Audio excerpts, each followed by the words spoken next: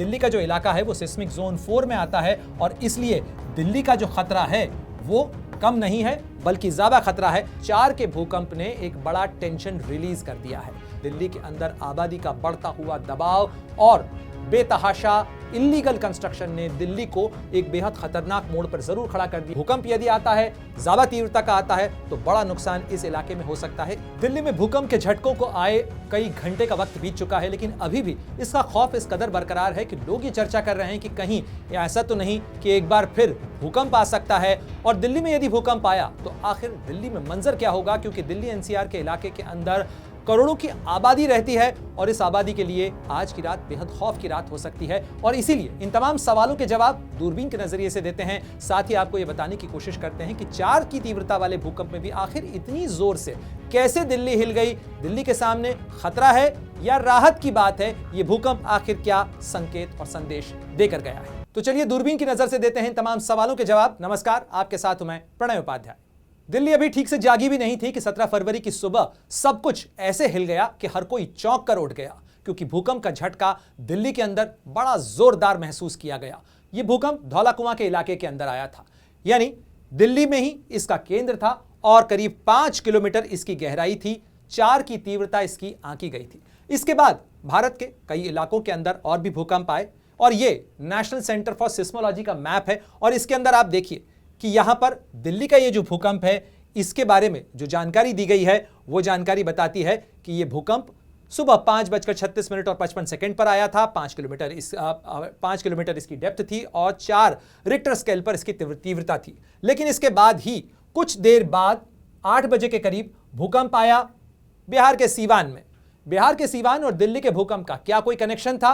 जी नहीं, दिल्ली के भूकंप और बिहार के सीवान में आए भूकंप का कोई कनेक्शन नहीं था, ऐसा नेशनल सेंटर फॉर सिस्मोलॉजी का कहना है, जानकारों का कहना है। और उनका यह कहना है कि दोनों ही जगह जो भूकंप हैं वो लोकल कारणों से आए हैं। यानी इन इलाकों के अंदर यदि आप देखें तो ये जो आपको अलग अलग कलर दिख रहे हैं, साथ ही आपको ये जो लकीर और ये जो लाल लाइन दिख रही है, ये है वो लाल लाइन जो कि है इंडियन प्लेट। ये है इंडियन प्लेट और यहां से ये यूरेशियन प्लेट से जब मिलती है, टकराती है, तो यहां पर एक दबाव बनता है। यही वो इलाका है जहां यूरेशियन प्लेट और इंडियन प्लेट के टकराने से, मिलने से हिमालय खड़ा हो गया। और यही वो इलाका है जहां अक्सर भूकंप आते रहते हैं। हमने देखा उत्तराखंड का भूकंप,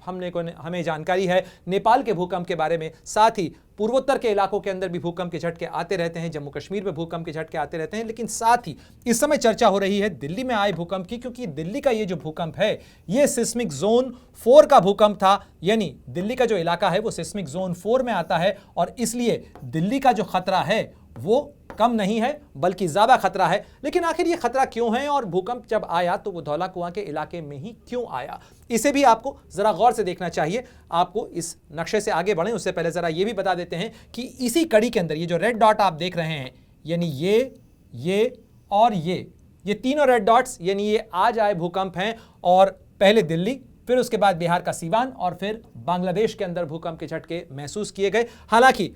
जो रिक्टर स्केल पर तीव्रता का आंकड़ा है वो दिल्ली के अंदर 4 था। इसके अलावा बिहार के अंदर जो सीवान में भूकंप आया वो भी करीब 4 की ही तीव्रता का था। और साथ ही जो बांग्लादेश में भूकंप आया वो करीब 3.5 की तीव्रता का भूकंप था। तो चलिए अब बात करते हैं कि आखिर ये भूकंप के झटके जो महसूस किए गए वो इस इलाके के अंदर क्या संकेत दे रहे हैं, क्या संदेश दे रहे हैं और दिल्ली में इसको लेकर क्या खतरा है, दिल्ली आखिर क्या बताती है। तो ये DDMA यानी दिल्ली डिजास्टर मैनेजमेंट अथॉरिटी की वेबसाइट है जो ये बताती है कि दिल्ली, जो कि देश की राजधानी भी है, वो इंडो गैंजेटिक एलुवियल प्लेन्स पर है और उसके नॉर्थ और ईस्ट के इलाके के अंदर है। साथ ही थार का डेजर्ट और साथ ही जो वेस्ट का अरावली हिल रेंज है वो दक्षिण में है दिल्ली के। यानी ये पूरा इलाका ऐसा है जो कि फ्लैट तो है लेकिन ये इलाका भूकंप की दृष्टि से काफी संवेदनशील इलाका है। Seismicity around Delhi appears to be associated with the major geological structures. यानी दिल्ली का भूगोल ही कुछ ऐसा है कि यहां पर भूकंप के झटके आते रहे हैं, इससे पहले भी आते रहे हैं। और खास तौर पर दिल्ली हरिद्वार रिज जो है वो इस इलाके से होकर चूंकि गुजरती है, इसलिए यहां पर भूकंप ज्यादा आते हैं। और साथ ही ये एक्सटेंशन है अरावली और माउंटेन बेल्ट जो होता है इसके नीचे, और साथ ही अलुवियल प्लेन है, क्योंकि यहां पर इंडो गंजेटिक प्लेन है। अगर आप ये नक्शा देखें तो आप ये अच्छी तरीके से समझ जाएंगे कि दिल्ली जिस जगह पर है उस इलाके की टोपोग्राफी कैसी है, यानी जमीन कैसी है, और यही बड़ा कारण है कि यहां पर भूकंप अक्सर आते रहते हैं।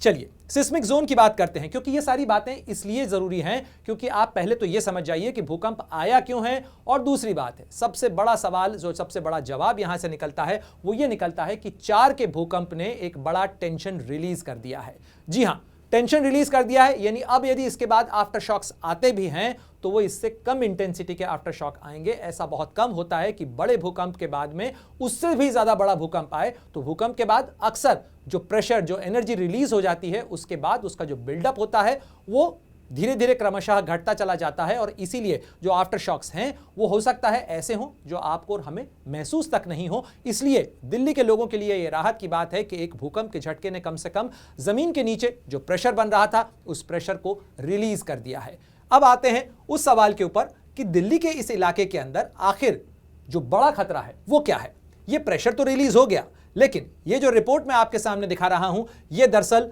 2012-13 के अंदर अर्बन डेवलपमेंट मिनिस्ट्री के तहत आने वाले CPWD यानी केंद्रीय लोक निर्माण विभाग की ये रिपोर्ट है, जो बताती है कि दिल्ली के अंदर खास तौर पर जो भूकंप का खतरा है उससे जो VIP इमारतें हैं वो भी मुक्त नहीं है, यानी ये खतरा उनके ऊपर भी है। और कौन कौन सी इमारतें, खासतौर पर जो लुटिन बंगलो जोन है, चाहे वो पार्लियामेंट ऑफिस हो, साथ ही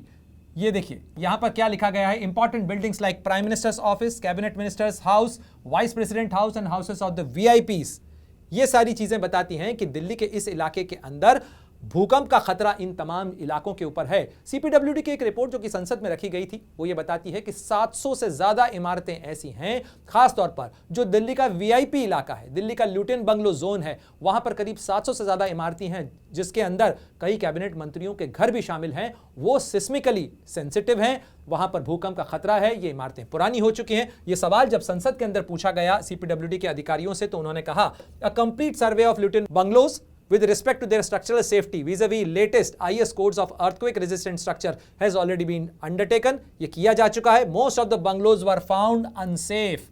ये देखिए ये 2012-13 के अंदर रिपोर्ट तैयार की गई थी, उसके बाद 2013 के अंदर ये रिपोर्ट संसद के अंदर पेश की गई थी, और 2013 के बाद से क्या आपको लगता है कि दिल्ली सुरक्षित हुई है? कमेंट बॉक्स में जरूर बताइएगा, क्योंकि दिल्ली के सामने हमेशा जब भी कोई भूकंप आता है तो ये खतरा, ये सवाल हर बार खड़ा हो जाता है कि क्या हम किसी एक बड़े भूकंप का इंतजार कर रहे हैं, क्या हम एक बड़े भूकंप के खतरे पर एक टिकिंग टाइम बॉम्ब की तरह बैठे हुए हैं, क्योंकि दिल्ली के अंदर आबादी का दबाव तो लगातार बढ़ता चला जा रहा है, और इस बढ़ती हुई आबादी के बीच में हमारे तथाकथित VIP जोन भी सुरक्षित नहीं है। कम से कम सरकार की अपनी रिपोर्ट तो यही कहती है, और इसीलिए जो बड़े बदलाव आपको देखने को मिल रहे हैं, चाहे सेंट्रल विस्टा प्रोजेक्ट हो, पुरानी इमारतों को बदलकर नई इमारतें खड़ी करने की प्रक्रिया हो, ये तमाम कवायदे हैं कि दिल्ली में जो इमारतें हैं, जो बिल्डिंग स्ट्रक्चर्स हैं, उनको सेफ बनाया जा सके, उनको अर्थक्वेक रेजिस्टेंट बनाया जा सके। यानी यदि भूकंप के झटके आते भी हैं तो हमारी इमारतें भी सेफ रहें, VIP भी सेफ रहें, लोग भी सेफ रहें, और इसके लिए बड़े पैमाने पर काम करने की जरूरत है। लेकिन दिल्ली के सामने इसी रिपोर्ट के अंदर एक और खतरा बताया गया है, और वो है कि दिल्ली के अंदर आबादी का बढ़ता हुआ दबाव और बेतहाशा इल्लीगल कंस्ट्रक्शन ने दिल्ली को एक बेहद खतरनाक मोड़ पर जरूर खड़ा कर दिया है। और इसीलिए दिल्ली में जब भी कोई भूकंप आता है तो उसके बाद यह बड़ा खतरा पैदा हो जाता है कि क्या दिल्ली के अंदर फिर से भूकंप आ सकता है, क्योंकि ये जो national database of emergency management है वो बताता है कि दिल्ली के इस इलाके के अंदर भूकंप के झटके पहले भी आते रहे हैं, और भूकंप के बाद दिल्ली का ये जो पूरा इलाका है ये संवेदनशील इलाका है, और इस संवेदनशील इलाके के अंदर ये विदित जादिद छावनी का इलाका था, दिल्ली कैंट के आसपास का इलाका था, धौला कुआं का इलाका, और वहां पर ही यह भूकंप महसूस किया गया, यह भूकंप दर्ज किया गया। इसके अलावा आपको यह नक्शा भी जरूर समझना चाहिए, क्योंकि दिल्ली के लिए यह नक्शा बहुत महत्वपूर्ण है। यह वही नक्शा है जो इंडियन प्लेट और यूरेशियन प्लेट का नक्शा बताता है। जो डिवीजन लाइन है यह बताती है कि दिल्ली का और खासतौर पर भारत का जो उत्तरी इलाका है, उत्तर पूर्व और उत्तर पश्चिम का इलाका, यह भूकंप की दृष्टि से संवेदनशील इलाका है। और आपको याद होगा सन 2000 के अंदर 2001 में जो गुजरात के अंदर भूकंप आया था वो भूकंप भी इसी जगह पे महसूस किया गया था। साथ ही उससे पहले लातूर में महाराष्ट्र में भूकंप आया था। इसके अलावा यहाँ पर दिल्ली का इलाका है, यहाँ पर भूकंप के झटके आते रहे हैं। इसके अलावा नेपाल का इलाका है, यहाँ भूकंप के झटके आते रहे हैं। पूर्वोत्तर के इलाके के अंदर भी भूकंप के झटके अक्सर महसूस किए जाते हैं और ये कारण है क्योंकि ये इलाका इस टेक्टोनिक प्लेट के ऊपर है और इसी टेक्टोनिक प्लेट के कारण यहाँ पर भूकंप की एक बड़ी जो चिंता है वो बनी रहती है। अब आते हैं दिल्ली के नक्शे पर और खास तौर पर आते हैं धौला कुआं के इलाके के ऊपर, क्योंकि धौला कुआं का इलाका करीब इस जगह का इलाका है और यहां पर जो स्ट्रक्चर है, यहां पर जो इलाका है, ये देखिए, ये दिल्ली हरिद्वार जो रेंज है और यहां पर ये जो रिज का इलाका है, इसके कारण धौला कुआं के इलाके में एक लीनियंट बनता है, यानी वो इलाका जिसमें यहां पर एक प्रेशर बिल्डअप होता रहा है। 2007 के अंदर भी दिल्ली के अंदर भूकंप आया था, खास तौर पर धौला कुआं से ही 6 किलोमीटर के दायरे के अंदर भूकंप उस समय भी सेंटर था उसका, और उस समय उसकी तीव्रता थी करीब 4.6, यानी 4.6 की तीव्रता का यह भूकंप था। इसलिए अगर उस समय से लेकर अभी तक को देखा जाए तो करीब करीब 200 से 250 भूकंप के झटके महसूस किए जा चुके हैं इस इलाके के अंदर। लेकिन शुक्र की बात है, राहत की बात है कि इस बार जो आया भूकंप है वो भूकंप भी 4 का था, यानी इंटेंसिटी 4.6 से कम थी, प्रेशर रिलीज हो गया। इसलिए इस बात का खतरा नहीं है कि एक और बड़ा भूकंप आ सकता है। हालांकि इस बात की चिंता से इनकार नहीं किया जा सकता है, इसलिए भी नहीं किया जा सकता है क्योंकि दिल्ली सिस्मिक जोन 4 में है और सिस्मिक जोन 4 में होने के कारण इसका जो पूरा क्षेत्र है वो भूकंप की दृष्टि से संवेदनशील है और इसलिए यहां पर यह खतरा हमेशा बना रहता है।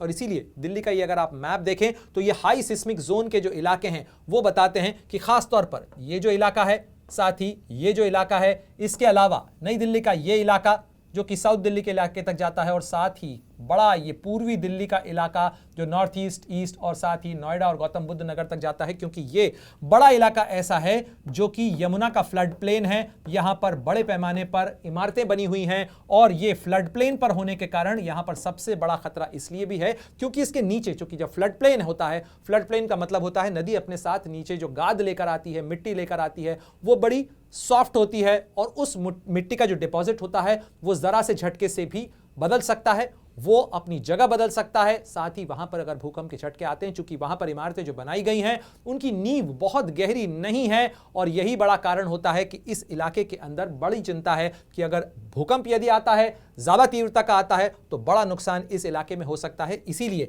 ये जो इलाका है, खासतौर पर दिल्ली का उत्तर से लेकर पूर्व तक का इलाका, उत्तर पूर्व का इलाका, ये सिस्मिकली हाई सिस्मिक जोन में है और ये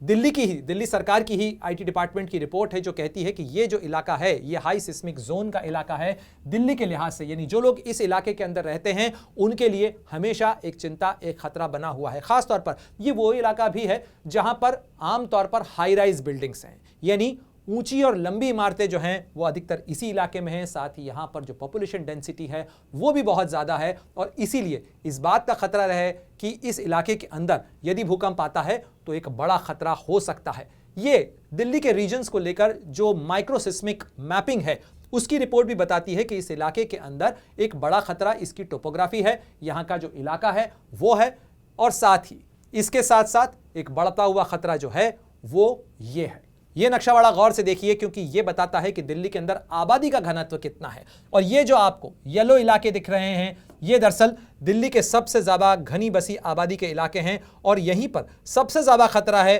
क्योंकि यहाँ पर आबादी बहुत घनी है। तो ये आपको जो येलो इलाके दिख रहे हैं, उसके बाद उससे कम आबादी यहाँ पर है, उससे कम आबादी यहाँ पर है और फिर इस तरीके से आबादी का जो रेशो है ये दिल्ली के सबसे कम आबादी वाले इलाके हैं। लेकिन जो सबसे ज़्यादा कंसंट्रेशन है, आप देखिए दिल्ली के अंदर जो आबादी का मैक्सिमम कंसंट्रेशन है वो आपको या तो इस इलाके के अंदर मिलेगा, यानी ये उत्तर पश्चिम का इलाका है, ये उत्तर पूर्व का इलाका है, साथ ही ये पूर्व का इलाका है, साथ ही ये पश्चिम का इलाका है। तो इस पूरे इलाके के अंदर, दक्षिण के इलाके के अंदर यहाँ आबादी का घनत्व रिलेटिवली कम है, लेकिन ये जो येलो स्पॉट्स हैं, आपको अधिकतर ये येलो स्पॉट्स जो हैं वो इस इलाके के अंदर दिख रहे हैं, यानी जो पूर्व का इलाका है वो आबादी के लिहाज से और लगातार आबादी का दबाव भी इसी इलाके के अंदर बढ़ रहा है। इसीलिए लोग जो चिंतित हैं वो इन्हीं चीज़ों को लेकर हैं। आपके मन में भी अगर चिंता के कोई सवाल हो तो ज़रूर बताइएगा, हम एक्सपर्ट से पूछकर आपको वो जवाब देने की भी कोशिश करेंगे अगर आप ये जानना चाहते हैं। हालांकि दिल्ली के अंदर बड़ी राहत की बात यह है कि दिल्ली के अंदर इससे पहले